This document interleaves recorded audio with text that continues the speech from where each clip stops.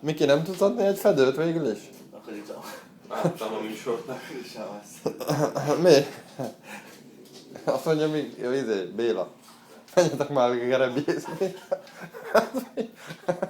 Mint ha le lenne vágva a fű. Na, figyelj. Mi van? Tetőfedő? Ja, Tetőfedő. nincs tető. Tetőfedőnek nincs tetőfedő? Tetőfedő vagy bazd, nem tudod bezárni. Nincs tető. Várjál, én csak valamit talál. Az nem rávaló. Az se. Jó vagy, nem? Ekkor keresztül tetőhőzek. De tál is van, 25 fajta forma, de egy sincs rávaló. Nincs rávaló. Ott van lenne a break hajcsájával még benne. Hú, bazd meg. Mi van, Miki?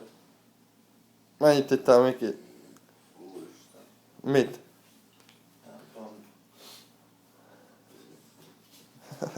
6 éves kisgyerek részeken. Nem beteg vagyok benne. Én még most is részeg vagyok.